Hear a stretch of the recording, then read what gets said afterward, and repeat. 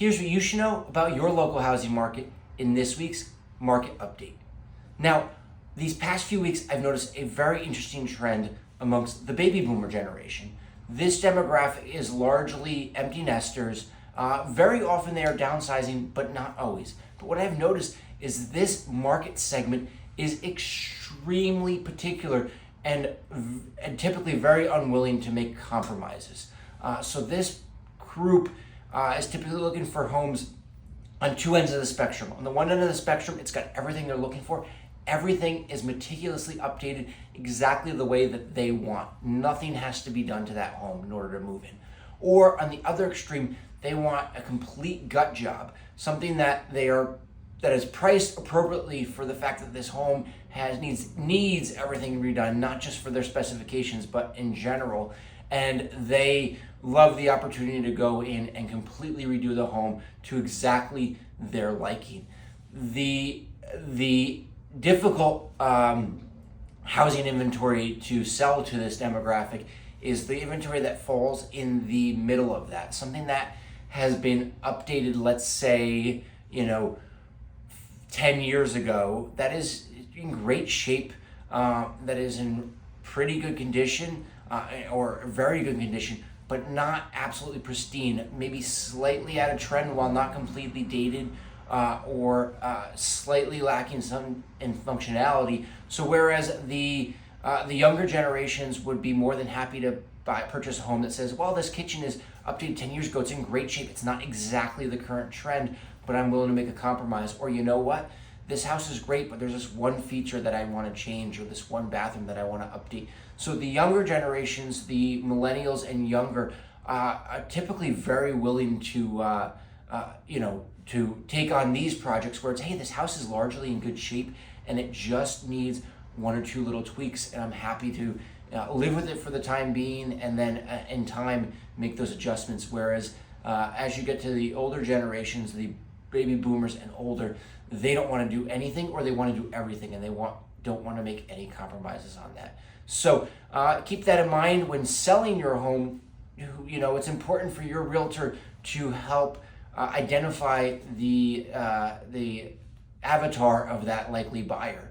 If you are falling into those millennial and younger demographics, keeping your home in relatively good shape is important. However, if you're appealing to those baby boomer and older demographics, you need to make sure that everything is in pristine condition before going on the market.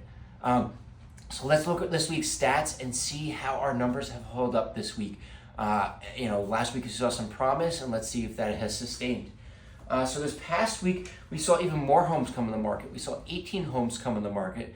8 of those were in town, and 10 of those were in township.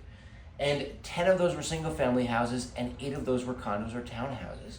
They had an average list price of $1,441,000. The big number we've been tracking is total inventory. So while we saw a promising increase of total number of active homes on the market last week, we've seen that number hold steady. So while that number is still strong and solid at 40 homes actively on the market, which I'm very happy to see sustain, we have not seen any more gains in that total inventory this past week. Sold, we saw 6 homes sell this past week. Average list price of these homes was $916,000. Average sale price of this home was $956,000. So this past week, we saw homes sell for an average of 4.5% above list price. So we still are seeing very strong demand for homes, and we are still seeing them sell significantly above list price. So coming weeks, while we will see those numbers fluctuate based on what has come in the market each week, I expect that to be on the low end of what we see, and to see those numbers to likely be stronger, more towards the 7 to 11% above list price figures. Those homes were on the market for an average of 20 days, so they are still selling very quickly. Under contract, we saw 17 homes go under contract this past week.